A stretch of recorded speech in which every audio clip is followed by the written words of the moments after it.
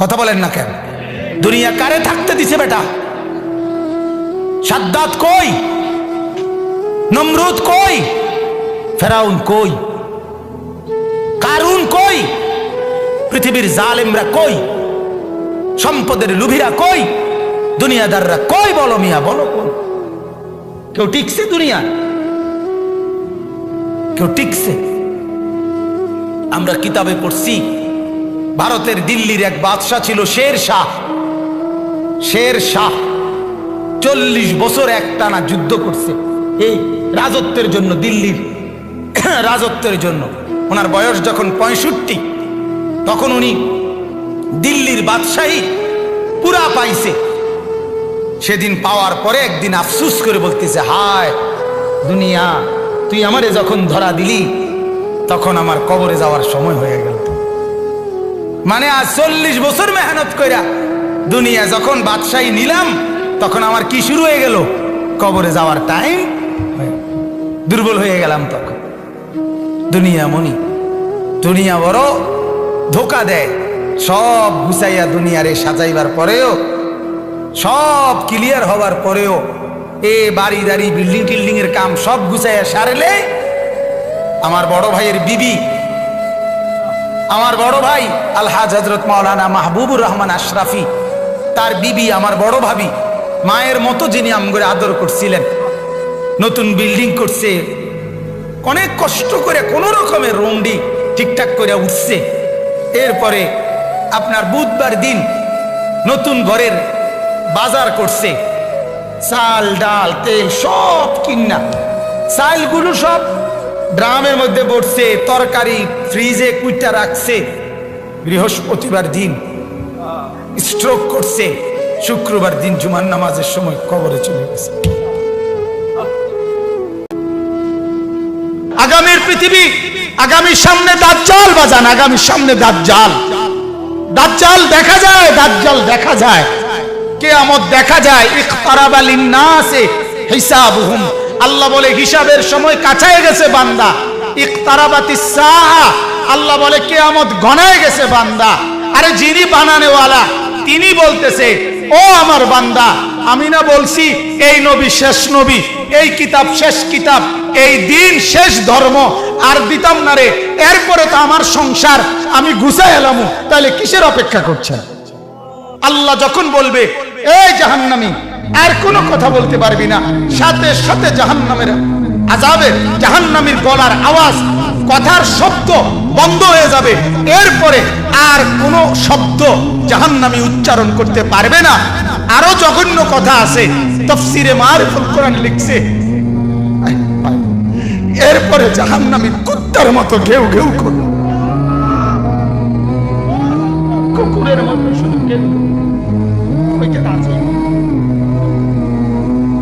বিশ্বাস করেন, সেদিন কিয়ামতের দিন তোমাদের পুরা জিন্দেগির আমল ওজন হবে। এই কথাটা বান্দা আমি আবারও বলছি, এটা আল হক, এটা কিন্তু বাস্তবেই আসলেই সত্য কথা। এটা আসলেই কি সত্য। আমরা অনেক সময় বলি না হুজুররা, আসলে হুজুররা কয় যে আসলে যত কয় অত না, যত কয় অত না। এমন বুদ্ধিমান আছে না, কথা বলেন না। আরে বেটা, এই বর্তমান জীবনে দুনিয়ায় হুজুরের সব কথা ধরলে চলতে না। আরে ডাকায় তো, তাহলে তুই যদি চলতি নাই পারস, তাইলে তোর আল্লাহ তাআলা দুনিয়া ফাড়াইতো না। সব ধৈর্য আল্লাহর কথা চলতে পারবি দেখেই তো আল্লাহ তোমার দুনিয়া ফাড়াইছে, ঠিক কিনা বলেন নাকি? আল্লাহ তো বলছে আমি বান্দার উপরে সাধ্যের অতিরিক্ত কিছুই চাপাইয়া দেই নাই, জুলুম আমি করতেই পারি না। আল্লাহ জুলুম করতে পারে? কথা বলেন না কেন? তো ইন্নাল্লাহ লা ইয়াযলিমু মিসকালা যাররা, আল্লাহ তাআলা এক যাররা পরিমাণও জুলুম করতে পারে না। তো তুমি এটা কি কইলা? তুমি এমনি কেমনে বললে? এই কারণে আল্লাহ তাআলা যেন এটা আবারও বলছে মায়া করে, আল্লাহ মহব্বত করে বলছে, বান্দা শোন, কথাটা ফালাই দিস না, কথাটারে উড়াইয়া দিও না। আরে রাহেন কি এর হিসাব কিতাব, এত কিছু ধরলে চলন যাইতো না। এত কিছু না দইরা তুমি যে এই চলাটা চলো রে, পুরা দৈরেও তো মানুষ এই চলাটাই চলো। কথা বোঝেন নাই? আল্লাহকে পুরা বাদ দিয়া, নামাজ রোজা বাদ দিয়া যা কামাই করো শেষ পর্যন্ত বাদ যে দূর খাও, যে বেড়া আল্লাহকে রাজি করে সেজদা করে ভাত খায় ওই বেড়াও এর দূরে খায়, মানে পেট বরণ পর্যন্ত। কথা বোঝেন নাই আপনি? পেট বরণ পর্যন্ত খানা খায়। আর পেট ভরাইটা এমন একটা সুন্দর সিস্টেম আল্লাহ তাআলা বানাইছে, যে ডাল দিয়ে খানা শুরু করলো। আবু তালেবকে কি পরিমাণ চেষ্টা করছে বলেন, শেষ মুহূর্ত পর্যন্ত চোখের পানি ফেলে বলছে চাচা, চাচা কালেমা পড়েন চাচা। 38 বছর, 12 বছর থেকে নবীজির বয়স যখন 50, তখন আবু তালেব ইন্তেকাল করছে।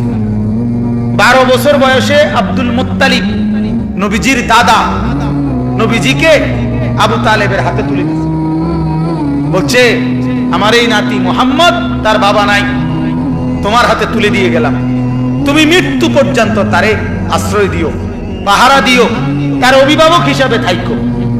বাপে মানে দাদা, নবীজির দাদা বলে গেছিল। সেই 12 বছর বয়স থেকে 38 বছর এক টানা, মানে 50, নবীজির বয়স যখন 50 তখন আবু তালেব ইন্তেকাল করছে। 38টা বছর এক টানা যে নবীজির পাশে ছিল, আল্লাহ নবী সাল্লাল্লাহু আলাইহি সাল্লামের কি পরিমাণ খেদমত করছে, এলো সেবা করছে, আশ্রয় দিছে, অভিভাবক হিসাবে পাহারাদারি দিছে, নজরদারি রাখছে। মক্কার কুরাইশরা চূড়ান্ত ভাবে রাসূলুল্লাহ সাল্লাল্লাহু আলাইহি সাল্লামকে চূড়ান্ত ভাবে কোনোদিন হত্যা করার সিদ্ধান্ত আবু তালেব থাকাকালীন নিতে পারে নাই। শুধু আবু তালেবের প্রভাব প্রতিপত্তির কারণে, আবু তালেব বড় নেতা ছিল এই কারণে। কিন্তু রাসূলুল্লাহ সাল্লাল্লাহু আলাইহি সাল্লাম সেই চাচার বিনিময়ে এই পরিমাণ চেষ্টা করছে যে চাচা আজ এতটা বছর আপনি আমার পাশে, আপনি কালেমাটা পড়েন চাচা। আবু তালেব বলছে না ভাতিজা, বংশের মুখে চুনকালি মাখতে পারুন না, বংশের কাছে বেইজ্জতি হব, সমাজের কাছে ঘৃণিত হয়ে যাব, আমার নেতৃত্ব থাকবে না, মৃত্যুর পরেও আমি স্মরণীয় নেতা হতে চাই, মৃত্যুর পরে, অর্থাৎ কুরাইশের নেতাই থাকতে চাই। নাউজুবিল্লাহ। আল্লাহর নবী সাল্লাল্লাহু আলাইহি সাল্লাম তখন বলছে চাচা এক কাজ করেন, তাইলে কানে কানে বলেন, কানে কানে কালেমাটা কানে কানে শুনান। আমি কসম করছি আমি হায়াত থাকাকালীন জগতের কাউরে কোনোদিন বলবো না আপনি যে ঈমান আনছেন। শুধু হাসরের মাঠে আমার আল্লাহর সামনে সাক্ষী দেব আমার চাচা ঈমানদার ছিলেন। এতদূর সুযোগ দেন, এতদূর সুযোগ। আবু তালেব বলছে না ভাতিজা, জানাজানি হয়ে যাবে, গোপনে বললেও জানাজানি হয়ে যাবে, বলবো না। সর্বশেষ আল্লাহ নবী সাল্লাল্লাহু আলাইহি সাল্লাম অঝরে চোখের পানি ছেড়ে দিছে, কাঁদতে কাঁদতে বলছেন চাচা আপনি যদি ঈমান হারা হয়ে কবরে যান, আপনার কবরে আযাব হবে, আপনার জাহান্নামে আযাব হবে, আর আমি ভাতিজা মুহাম্মদ সেটা কেমনে সহ্য করুম চাচা? আপনি আগুনে জ্বলবেন, আমি এটা মেনে নেব কেমনে, মনটারে বুঝাই কেমনে চাচা? এই জন্য না এত বেশি আহাজারি করতেছি চাচা, আপনি পড়েন না কালেমা। আবু তালেব তখন বলছে আন্নারু খায়রুম মিনাল আর। নাউজুবিল্লাহ। আবু তালেব বলছে মুহাম্মদ, সমাজের কাছে বেইজ্জতি হওয়া এটার চাইতে আগুনে জ্বলা এটা ভালো। আন্নারু খায়রুম মিনাল আর। সমাজের কাছে আর মানে লজ্জিত, লজ্জিত হওয়ার চাইতে জাহান্নামের আগুনে জ্বলবো এটা ভালো। আবু তালেব বলল মুহাম্মদ জাহান্নামের আগুনে প্রয়োজনে জ্বলবো, কিন্তু বেইজ্জতি হইতে দিতাম না। কার কাছে? সমাজের কাছে। কার কাছে বলেন না? আল্লাহর নবী সাল্লাল্লাহু আলাইহি সাল্লাম হাদিসের মধ্যে আছে, এরপরে আবু তালেব ইন্তেকাল করছে, মারা গেছে। মারা যাওয়ার পরেও নবী এবার বলতেছে, চাচা এবার আমি আল্লাহর কাছে আপনার কাছে আপনার জন্য ইস্তেগফার করব, যতক্ষণ আমার আল্লাহ আমারে নিষেধ না করে ততক্ষণ আমি আপনার জন্য। এবার যেহেতু আর আপনারে বুঝাইতে পারলাম না, এবার আল্লাহকে বলি, আল্লাহকে বলতে থাকি।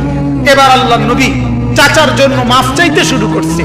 ঠিক তখন ওই নূহ আলাইহিস সালামের মতো আল্লাহ তাআলা আমাদের নবীকেও নিষেধ করছে, মা কানা লিন-নাবিয়্যি ওয়াল্লাযীনা আমানু আন ইস্তাগফিরু লিল মুশরিকিন ওয়ালাউ কানু উলি কুরবা বা'দা ইয তাবায়্যানা লাহুম আন্নাহুম মিন আসহাবিল জাহিম। আল্লাহ বলেন, নবী আপনার জন্য উচিত হবে না, কোন ঈমানদারের জন্য উচিত হবে না, তার সবচেয়ে নিকটতম জন যদি কুফরি অবস্থায় মুশরিক অবস্থায় মৃত্যুবরণ করে, তার জন্য আমার কাছে মাফ চাওয়া এটা আপনি এবং আপনার ঈমানদার অনুসারী কারো জন্য জায়েজ নাই, অনুমতি নেই। এরপরে নবী থামছে।